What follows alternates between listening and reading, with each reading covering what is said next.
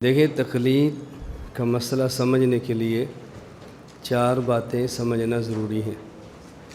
Number 1، تقلید کا معنی۔ نمبر 2، تقلید کے دلائل۔ نمبر 3، تقلید پر اعتراضات اور ان کے جوابات۔ نمبر 4، تقلید نہ کرنے کے نقصانات۔ آج چوتھی بات کا ذکر ہے، تقلید نہ کرنے کے نقصانات کیا ہیں۔ جتنے جہان اور عالم ہیں ان کا خلاصہ 4 ہے۔ نمبر 1، عالم ارواح۔ نمبر 2، عالم دنیا۔ نمبر 3، عالم برزخ۔ نمبر 4، عالم آخرت۔ اور ان 4 جہانوں کے بارے میں 4 جملے ہمیشہ کے لیے یاد رکھ لیں۔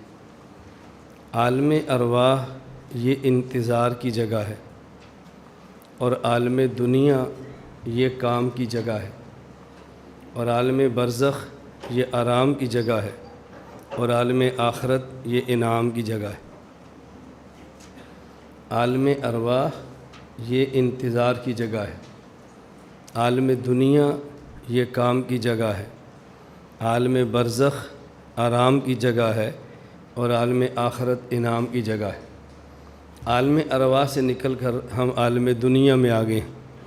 تقلید نہ کریں گے تو عالم دنیا میں نقصان کیا ہوگا، عالم برزخ میں نقصان کیا ہوگا، اور عالم آخرت میں نقصان کیا ہوگا۔ دنیا میں نقصان یہ ہوگا کہ انسان کسی ایک چیز سے محروم ہوتا ہے، یا معنوی اور روحانی نعمت ایمان ہاتھ سے جاتی ہے، اور یا مادی نعمت دنیا کے اسباب یہ ہاتھ سے جاتے ہیں۔ اور اگر تقلید کرتا رہے تو روحانی اور معنوی نعمت بھی رہتی ہے، اور مادی اور جسمانی نعمت بھی رہتی ہے۔ اس پر 2 مثالیں میں نے دی ہیں بات سمجھانے کے لیے۔ نمبر 1، ایک شخص کا والد بیمار اور ہسپتال میں داخل ہے، اور وہ شخص مسلکاً مذہباً ہمارا نہیں ہے، غیر مقلد ہے۔ ڈاکٹر اس شخص کو کہتے ہیں کہ تمہارے والد کو خون لگوانا پڑے گا، 2 بوتل خون کا انتظام کرو۔ وہ اپنے عالم کے پاس جاتا ہے کہ میں نے والد کو 2 بوتل خون دینا ہے، تو میں نے کہا پہلے آپ سے مسئلہ پوچھ لیں کہ کیا مریض کو خون دینا جائز ہے، اور یہ قرآن حدیث سے ثابت ہے۔ وہ اس کو فرماتے ہیں کہ ڈاکٹر سے کہو کہ اپنے تمہارے والد سے 2 بوتل خون نکال لے۔ وہ کہے گا جی میں آیا ہوں پوچھنے کے لیے کہ خون دینا ہے کہ نہیں، خون کی کمی ہے، اور آپ کہتے ہیں 2 بوتل اور نکال لیں۔ وہ کہتے ہیں بیٹا اصل تو شریعت ہے نا، اصل تو ایمان ہے نا۔ ہم نے جس قدر احادیث دیکھی ہیں، رسول اکرم صلی اللہ علیہ وسلم خود یا کوئی صحابی بیمار ہوتا تو اس کو حجامہ لگواتے، پچھنا، سینگیاں، اور اس سے خون نکالتے تھے۔ کسی حدیث میں مریض کو خون دینے کا ذکر نہیں ہے، خون نکالنے کا ذکر ہے، لہذا ڈاکٹر سے کو 2 بوتل اور نکال لے۔ اس نے کہا تو مر جائے گا۔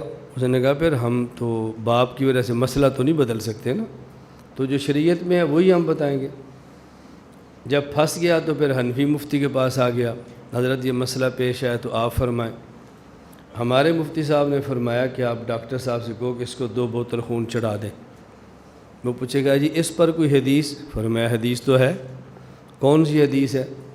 مریض کا حجامہ لگا کر خون نکالنا یہی دلیل ہے کہ مریض کو خون دینا بھی جائز ہے۔ اس سے تو خون نکالنا ثابت ہو رہا ہے، خون دینا کیسے ثابت ہوگا؟ اب ہمارے مفتی صاحب اس کو بات سمجھاتے ہیں کہ بیٹا ایک خون کا قطرہ بھی انسانی بدن سے نکالنا جائز ہے؟ کا جائز نہیں ہے۔ جس طرح اپنے پورے جسم کو ختم کرنا خودکشی کر کے جائز نہیں ہے، اسی طرح اپنے جسم کا کوئی عضو یا کسی عضو کا کوئی حصہ کاٹنا یہ بھی جائز نہیں ہے۔ کیوں؟ اس لیے کہ ہم اس بدن کے مالک نہیں ہیں، اللہ کا مملوک ہے، اور اس میں تصرف کی ہمیں کوئی گنجائش نہیں ہے ہمارے لیے۔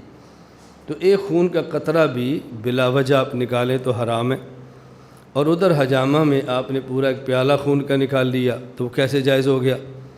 کہا جی وہ اس لیے جائز ہوا کہ اس خون کو نکالنے سے مریض کا مرض ختم ہوتا ہے اور صحت اچھی ہوتی ہے۔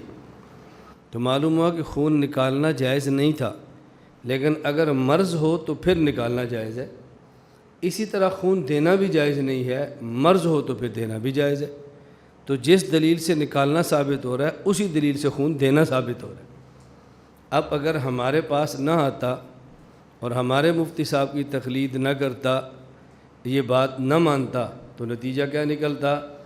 اگر ان کا مسئلہ مان لیتا تو پھر ابا جان کی جان چلی جاتی، اور اگر ان کا مسئلہ نہ مانتا تو پھر ایمان کا خطرہ تھا کہ شریعت کو چھوڑ دیا ایمان چلا جاتا۔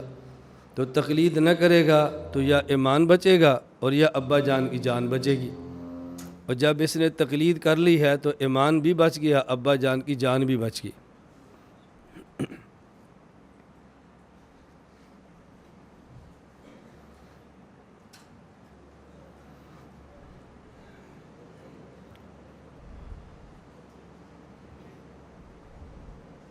یہ بات سمجھ آ گئی ہے؟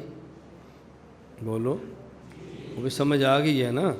میں یہ نہیں پوچھ رہا یاد ہو گئی ہے کہ نہیں، میں پوچھ رہا ہوں سمجھ آ گئی ہے کہ نہیں۔ بس سمجھ آئے، یہ بہت بنیادی بات ہے۔ اللہ آپ کو زبان دے اور آپ اس طرح سمجھانا سیکھیں تو آپ دنیا کے بے تاج بادشاہ ہیں۔ دوسری مثال سمجھیں، ایک لڑکا ہے جو پاکستان میں رہتا ہے۔ پاکستان کے کس شہر کا نام لے لیں؟ جی جی، یوسفی صاحب کہتے ہیں رحیم یار خان کا لے لیں، ٹھیک ہے۔ ایک لڑکا ہے جو ضلع رحیم یار خان میں رہتا ہے، اور اس کی کزن ہے جو انگلینڈ میں رہتی ہے، اور یوسفی صاحب چاہتے ہیں کہ میں انگلینڈ میں رہتا ہوں، میری کزن جو ہے انگلینڈ میں ہے، میں رحیم یار خان میں ہوں، کزن انگلینڈ میں، اس سے میری شادی ہو جائے۔ اب لڑکا رہتا ہے پاکستان میں، لڑکی رہتی ہے انگلینڈ میں۔ یہ لڑکا جو شادی کرنا چاہتا ہے مسلکاً ہمارا نہیں ہے، یہ چاہتا ہے کہ شادی اس سے ہو جائے۔ اب اپنے یہ مولانا صاحب کے پاس جاتا ہے کہ مولانا صاحب انگلینڈ میری کزن ہوتی ہے، میں نے اسے نکاح کرنا ہے، تو اس کی کیا صورت ہوگی؟ مولانا صاحب کہتے ہیں بھی اس کو پاکستان بلا لو، نکاح کر لو، ویزا لو، انگلینڈ چلے جاؤ، وہاں نکاح کر لو۔ کہتا ہے جی وہ تو پاکستان آنے کے لیے تیار نہیں ہے، تو پھر تم چلے جاؤ، جی مجھے ویزا نہیں ملتا۔ ویزا تب ملے گا جب ہمارا نکاح ہو جائے گا، پیپر گنے کی تو ویزا مل جائے گا۔ تو مولانا صاحب فرماتے ہیں تم پاکستان ہو، وہ انگلینڈ رہے، تو نکاح تو نہیں ہو سکتا۔ تو یہ لڑکا کہتا ہے اگر ہم ٹیلی فون پر نکاح کر لیں تو پھر ان کے مولانا صاحب فرماتے ہیں حضور پاک کے دور میں ٹیلی فون نہیں تھا، اور کسی حدیث میں ٹیلی فون نکاح کا ذکر نہیں ہے۔ اب وہ کیا کرے؟ اگر مولانا صاحب کی بات مان لیتا ہے تو پھر اس کی جان گئی، جس پر مر رہا تھا، کہتے ہیں نا میری جان تیرے بغیر میں نہیں رہ سکتا، وہ جان گئی۔ اور اگر مولانا صاحب کی بات نہیں مانتا، کسی حنفی کے پاس آتا ہے، تقلید کرے گا، تو تقلید تو شرک ہے، پھر ایمان چلا گیا۔ اب کیا کرے؟ اس نے ہمت کر کے حنفی عالم سے پوچھ لے جی آپ فرمائیں۔ مولانا نے فرمایا کوئی الجھن نہیں ہے، ٹیلی فونک نکاح کرو اور اس کے بعد پیپر بناؤ اور چلے جاؤ۔ جی ٹیلی فونک نکاح جائز ہے؟ فرمایا جائز ہے۔ کیسے جائز ہے؟ مولانا صاحب ہمارے پوچھتے ہیں اگر وہ لڑکی پاکستان ہوتی اور تمہارا نکاح کسی مسجد میں ہوتا تو اس لڑکی نے مسجد میں آنا تھا؟ کہا جی نہیں۔ تو کس نے آنا تھا؟ اس لڑکی کے وکیل نے آنا تھا۔ تو پتہ چلا کہ مجلس میں یا دو بندے ہونے چاہیے، مرد عورت جن کا نکاح ہے، یا ان میں سے کسی ایک کا وکیل ہونا چاہیے، یا دونوں کے وکیل ہوں۔ تو یا تو جس کی شادی ہونی ہے مجلس میں وہ ہو، اگر وہ نہیں تو اس کا وکیل ہو۔ اب جس بندے کا وکیل ہے خواہ وہ پاکستان میں ہو یا بندہ انگلینڈ میں ہو، اس سے کیا فرق پڑتا ہے؟ اب اگلا سوال یہ ہے کہ وکیل بنانا کیسے ہے؟ وکیل بنانے کا طریقہ یہ ہے کہ تمہاری کزن انگلینڈ سے ٹیلی فون کرے اپنے ماموں جان کو، چاچو جان کو کہ میں اس نکاح پر تیار ہوں، میری طرف سے آپ وکیل بن جائیں۔ ٹھیک ہے، اس میں کیا حرج ہے؟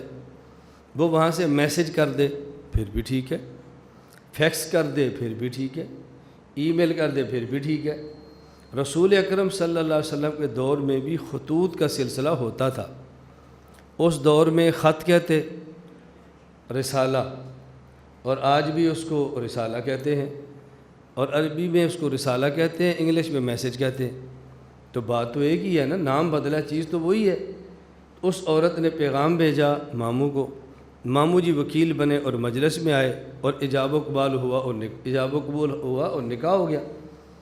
اب دیکھو، اگر یہ تقلید نہ کرتا تو پھر اس کی جان جاتی، اس کو نہ مل سکتی، کوئی اور لے لیتا، اور اگر تقلید کرتا تو ان کے یہاں شرک ہوتا تو بیوی تو مل جاتی لیکن ایمان ختم ہو جاتا، تو یا جان گئی اور یا ایمان گیا۔ اور جب ہمارے پاس گیا تو اس کی جان بھی اس کے پاس ہے اور ایمان بھی اس کے پاس ہے۔ فرق کیا ہے؟ ایمان سینے کے اندر ہے، جان سینے پر ہے، لیکن دونوں پاس ہی ہے نا، کوئی چیز چھوٹی تو نہیں ہے نا، دونوں اپنے پاس ہے۔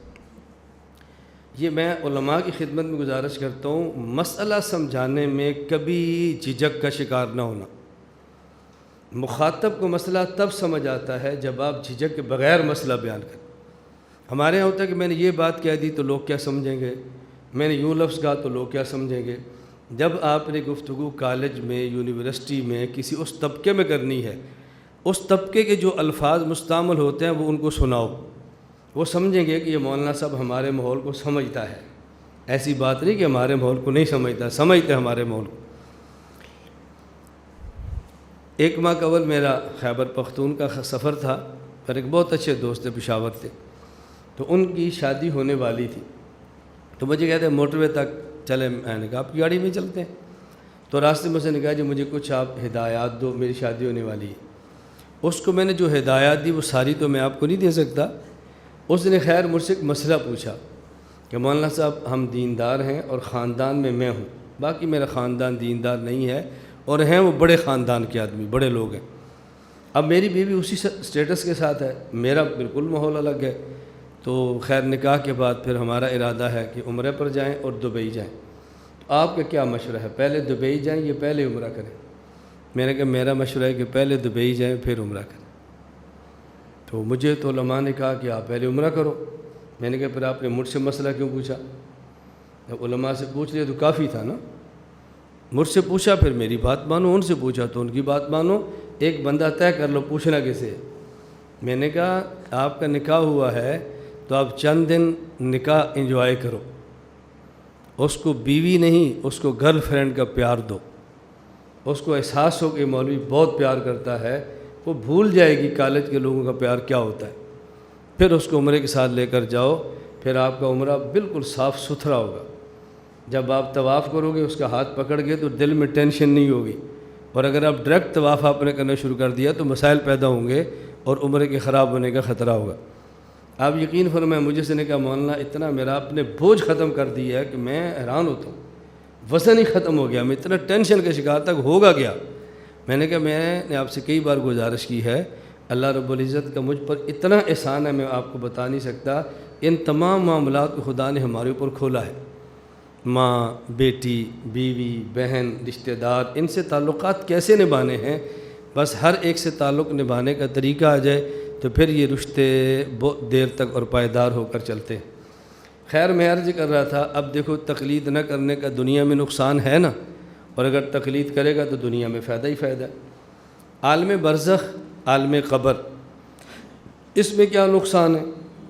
برزخ اور قبر پر آپ سبق پڑھ رہے ہیں، پڑھیں گے، میرے حصے میں آتا تو برزخ پر میں بات کرتا، میں بات کروں تو پھر مجھے برزخ پر بات کرنے کے لیے 1.5 گھنٹہ چاہیے ہوتی ہے، اور جب تک یہ پوری بات سمجھ نہ آئے تو پھر اشکالات ختم نہیں ہوتے، شرح صدر نہیں ہوتا، مسائل الجھن کا بندہ شکار ہوتا ہے، الجھنیں دور کرنا بہت ضروری ہوتی ہے۔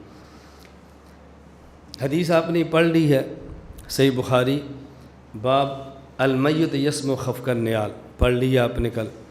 حضرت انس رضی اللہ عنہ فرماتے ہیں رسول اکرم صلی اللہ علیہ وسلم فرمایا کہ جب کسی شخص کو قبر میں رکھا جاتا ہے، لوگ دفن کر کے وہاں سے چلے جاتے ہیں، 2 فرشتے آ کے اس کو بٹھاتے ہیں، اس سے پھر سوالات کرتے ہیں، پھر وہ جواب دیتا ہے، اگر مومن ہو تو اس کا جواب ٹھیک ہوتا ہے، اس کو جنت دکھا دی جاتی ہے، اگر کافر یا منافق ہو تو وہ جواب میں یہ لفظ کہتا ہے کنت اقول ما یقول الناس لا ادری، میں کچھ نہیں جانتا، کنت اقول ما یقول الناس، جو باتیں لوگ دنیا میں کہتے تھے میں بھی کہتا تھا، لوگ کہتے خدا نہیں، میں بھی کہتا نہیں ہے، لوگ کہتے ہیں نبی سچا نہیں، میں بھی کہتا سچا نہیں ہے، لوگ کہتے ہیں دین کی کیا ضرورت ہے، میں بھی کہتا کیا ضرورت ہے، جو باتیں لوگ کہتے ہیں وہی باتیں میں کرتا۔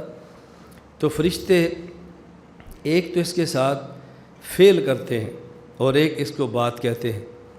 جو بات کہتے ہیں وہ کیا ہے، اور جو اس کے ساتھ عملاً کرتے ہیں وہ کیا ہے۔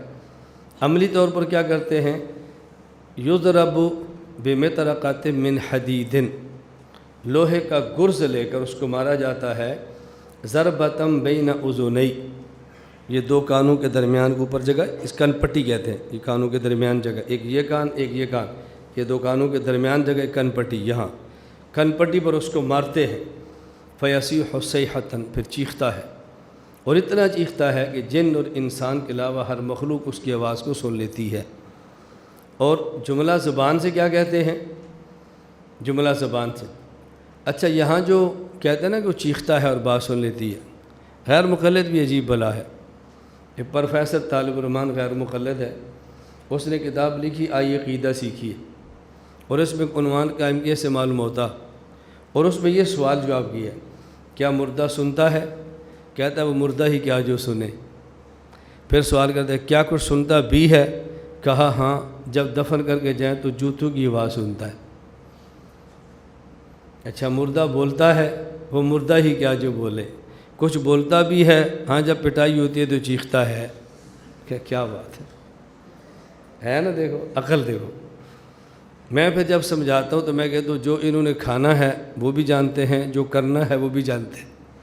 جوتے پڑھ رہے ہیں نا، اس کی آواز ان کو یاد ہے کہ جوتوں کی آواز آتی ہے، اور ٹھکائی ہونی پھر چیخنا ہے نا، اس کو مانتے ہیں جی چیختا بھی ہے۔ جو کچھ ہونا ہے وہ بھی مانتے ہیں، اور جو کچھ انہوں نے کرنا ہے وہ بھی مانتے ہیں، جوتے بھی مانتے ہیں اور چیخنا بھی مانتے ہیں، اس کے علاوہ کچھ نہیں مانتے۔ جملہ کیا کہتا ہے، لا دریت ولا تلیت، لا دریت ولا تلیت، لا دریت ولا تلیت، بس فرشتے مارتے ہیں اور ساتھ کہتے ہیں لا دریت ولا تلیت، پھر مارتے ہیں لا دریت ولا تلیت، پھر مارتے ہیں لا دریت ولا تلیت۔ یہ دنیا میں کسی کو ٹھکائی ہوتی ہے نا، اب مزہ آیا پھر اب مزہ آیا پھر مارتے ہیں، اور کر اور کر اور کر، یہ فرشتے بھی کہتے ہیں اور کر، لا دریت ولا، اور کر۔ یہ جرم ہے نا، اس کا جرم بتا دے، تیرا جرم کیا تھا، کیوں مارتے ہیں؟ جرم کیا تھا، لا دریت ولا تلیت۔ دریت کا معنی کیا ہے، یہاں اسی جگہ پر صحیح بخاری کی حاشیہ میں موجود، اسی جگہ پر دریت کا معنی بیان کیا ہے۔ انہوں نے کہا کہ لا علمت بنفسک بالاستدلال، تو مجتہد نہیں تھا کہ استدلال کے ساتھ کوئی بات سمجھ سکتا، یہ تیرا جرم تھا۔ ولا تلیت ولا اتبعت العلماء بالتقلید فیما یقولون، اور تیرا جرم یہ تھا کہ تقلید نہیں کرتا تھا، نہ تو مجتہد تھا نہ تو مقلد تھا، بلکہ غیر مقلد تھا، اور مارو اس کو، غیر مقلد تھا اور مارو، غیر مقلد تھا اور مارو۔ اب دیکھو میں نہیں کہہ رہا، صحیح بخاری ہے، اور صحیح بخاری کا حاشیہ ہم نے تھوڑا ہی لکھا ہے۔ میں نے پہلے آپ سے کہا میں اپنی طرف سے بات نہیں کرتا، نقل کرتا ہوں علوم کو، اور پھر ان علوم کو سمجھاتا ہوں اس کا مطلب کیا ہے۔ تو یہ عالم برزخ کی سزا ہے کہ وہاں گرز پڑیں گے، گرز، یا بندہ مجتہد ہو یا مقلد ہو، بس بچ جائے گا اس عذاب سے۔ اور ان کا عالم آخرت میں سزا کیا ہوگی، قرآن کریم سورۃ الملک میں ہے، لو کننا نسمع او ناقل ما کننا فی اصحاب السعیر۔ جب جہنم میں ڈالا جائے گا تو وہ کہیں گے لو کننا نسمع او ناقل، ہم سن لیتے یا سمجھ لیتے آج جہنم میں نہ جاتے۔ یہ سن لیتے یا سمجھ لیتے کا مطلب کیا ہے؟ شاہ عبدالعزیز محدث دہلوی رحمہ اللہ تفسیر عزیزہ میں لکھتے ہیں کہ لو کننا نسمع کا معنی ہے نقلد، ناقل کا معنی ہے نجتہد۔ اگر ہم دنیا میں اجتہاد کر لیتے، مجتہد ہوتے، اور یہاں مجتہد نہ ہوتے تو مجتہد کی بات کو مان لیتے، تو آج ہمیں یہ عذاب نہ بھگتنا پڑتا۔ عالم آخرت میں ترک تقلید کی سزا جہنم ہے، عالم قبر میں ترک تقلید کی سزا پھر یہ گرز ہے، اور عالم دنیا میں ترک تقلید کی سزا گمراہی ہے۔ اس لیے بہت شدید قسم کی گمراہی ہے، اللہ ہم سب کی حفاظت فرمائے۔ تو جو آدمی تقلید سے دوڑتا ہے نا وہ جرم کرتا ہے، اور اتنی بڑی گمراہی ہے کہ اس سے بچنا عام بندے کے بس میں نہیں ہوتا۔ یہ بات یاد رکھے، قرآن کریم اور حدیث پاک میں 4 قسم کے دلائل دیے ہیں مسائل کو استنباط کرنے کے لیے۔ نمبر 1 قرآن کریم، نمبر 2 حدیث پاک، نمبر 3 اجماع امت، اور نمبر 4 قیاس شرعی۔ لیکن آپ حیران ہوں گے کہ جس طرح اجماع امت کو بیان کیا ہے کہ اس کا ماننا کتنا ضروری ہے اور اس کا نہ ماننے کا کتنا نقصان ہوتا ہے، اس طرح قرآن کریم حدیث اور قیاس کا ذکر نہیں ہے۔ قرآن کریم میں ہے سورۃ النساء آیت نمبر 115 میں، وَمَن يُشَاقِقِ الرَّسُولَ مِن بَعْدِ مَا تَبَيَّنَ لَهُ الْهُدَىٰ وَيَتَّبِعْ غَيْرَ سَبِيلِ الْمُؤْمِنِينَ، جو شخص مومنین کا راستہ اختیار نہیں کرتا، اجماع امت کو چھوڑ دیتا ہے، اللہ 2 سزائیں دیتے ہیں، نُوَلِّهِ مَا تَوَلَّىٰ دنیا میں، وَنُصْلِهِ جہنم آخرت۔ دنیا کی سزا یہ ہے نُوَلِّهِ مَا تَوَلَّىٰ، وہ جدھر جاتا ہے ہم ادھر ہی اس کو بھیجتے ہیں، وہ گمراہ ہوتا ہے ہم اس کو ہدایت نہیں دیتے، اور آخرت میں وَنُصْلِهِ جہنم، ہم اس کو جہنم دیتے۔ تو اجماع کا منکر دنیا میں ہدایت سے محروم رہتا ہے اور آخرت میں جنت سے محروم رہے گا۔ یہ اجماع امت کے ساتھ اللہ نے 2 سزائیں فرمائی ہیں، دنیا بھی اور آخرت بھی، ترک اجماع کی وجہ سے۔ اس پر آپ کے ذہن میں ایک سوال آنا چاہیے، نہیں آتا تو میں خود سوال کر دیتا ہوں کہ جب اجماع امت کا منکر دنیا میں ہدایت نہیں پا سکتا، مسئلہ حیات النبی اجماعی مسئلہ ہے، ہم نے کتنے مماتی دیکھے ہیں، پہلے مماتی ہوتے ہیں اور بعد میں ممات چھوڑ کر حیات کے قائل ہو جاتے ہیں، ایسے ہیں یا نہیں؟ بولو، نہیں ایسے ہیں؟ کتنے ہم نے بندے دیکھے ہیں غیر مقلد تھے اور بعد میں مقلد ہو جاتے ہیں۔ 20 رکعت تراویح اجماع سے ثابت ہے، اجماع امت کا انکار کرتے ہیں، بعد میں 20 کو مان لیتے ہیں۔ تو یہ بات ہم کیسے مانیں کہ اجماع امت کے منکر کو دنیا میں ہدایت نہیں ملتی؟ جواب اس کا اچھی طرح نوٹ فرما لیں، اجماع امت کا منکر 2 قسم کا ہے۔ ایک منکر ہے دلیلاً استدلالاً، اور ایک منکر ہے ضداً۔ ایک وہ شخص ہے جو اجماعی مسائل کا انکار کرتا ہے دلیل کی بنیاد پر، اور ایک ہے جو اجماع امت کا انکار کرتا ہے ضد کی بنیاد پر۔ جو شخص اجماع امت کا انکار کرتا ہے دلیل کی بنیاد پہ، اس کو ہدایت مل جاتی ہے۔ کیوں؟ اس کی بنیاد انکار کی دلیل تھی، جب اس کو دلیل مل گئی ہے وہ انکار چھوڑ دیتا ہے، مخلص تھا، ضدی نہیں تھا۔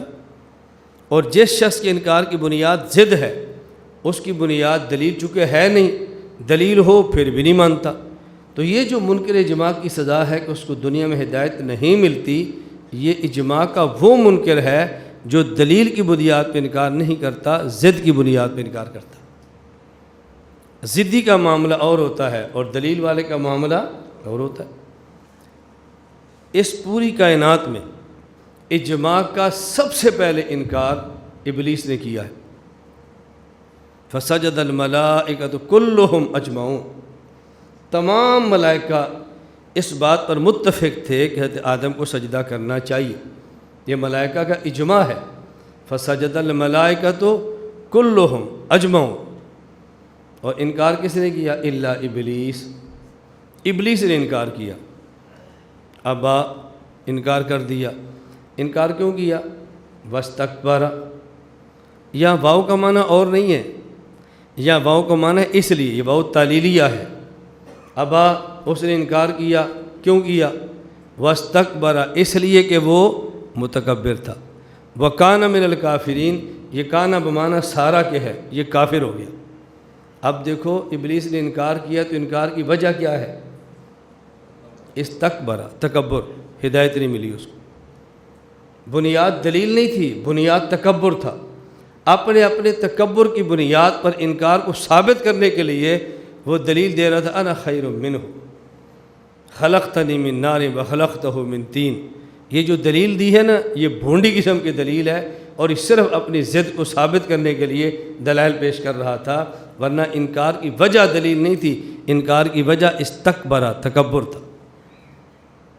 تو جو منکر اجماع ضد اور کبر کی بنیاد پر ہو نا، اس کو ہدایت نہیں ملتی، اور جو منکر اجماع دلیل کی بنیاد پر ہو، جب اس کی مخالف دلیل ملتی ہے، بندہ مخلص ہے، وہ انکار کو وہ اس کو ہدایت مل جاتی ہے۔ یہ بات سمجھ آ گئی؟ تو یہ ترک تقلید کے نقصانات تھے، دنیا میں بھی اور برزخ میں بھی اور آخرت میں بھی۔ یہ تو عام تقلید کا انکار کرے تو اس کا ہے، باقی خاص شخص تقلید شخصی کا انکار، میں نے آپ سے کہا تھا کل دلائل دیے تھے تقلید شخصی پر۔ کوئی شخص کہ جی میں تقلید تو مانتا ہوں لیکن خاص امام کی تقلید نہیں مانتا، کسی مسئلے میں کسی کی تقلید کروں گا، کسی مسئلے میں کسی کی تقلید کروں گا، کسی مسئلے میں کسی کی تقلید کروں گا، تو یہ بالکل تماشا بن جائے گا۔ تماشا کیسا بن جائے گا؟ توجہ رکھنا، ایک آدمی نماز پڑھ رہا ہے اور دوسرا اس کے ساتھ نماز پڑھ رہا ہے، یہ دونوں نماز کے اندر شریک ہیں۔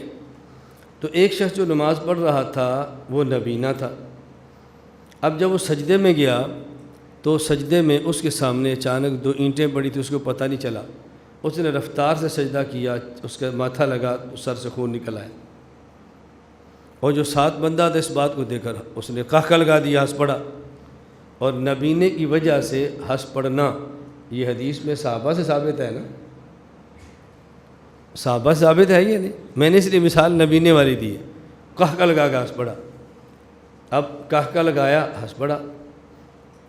اچھا پھر ہوا یہ کہ یہی جو بندہ دوسرا جو ہنستا جس نے قہقہ لگایا تھا، اب ساتھ کو بچہ بھی تھا، وہ کھیل رہا تھا، تو اچانک اس بچے نے کوئی بلیڈ وہاں پہ رکھا، اس نے سجدے پر ہاتھ رکھا تو اس کے ہاتھ پھر سے بلیڈ نکلا تو خون نکل آیا اس کا۔